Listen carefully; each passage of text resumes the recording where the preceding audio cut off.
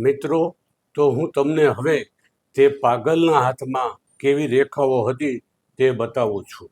તમે જુઓ, તેની ભાગ્યરેખા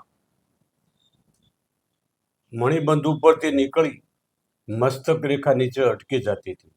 તેથી તેના જીવનમાં 24, 25, 28, 30માં મુશ્કેલીઓ આવે છે.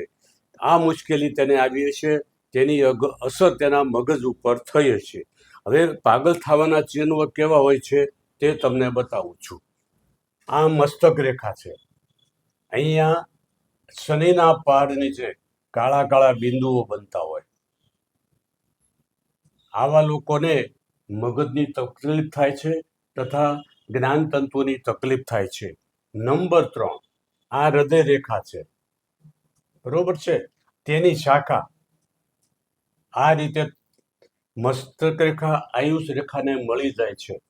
તો આવી વ્યક્તિના જીવનમાં એકવાર ઝંઝાવાત આવે છે, એમાં કોઈ શંકાને સ્થાન નથી. જય મહાદેવ.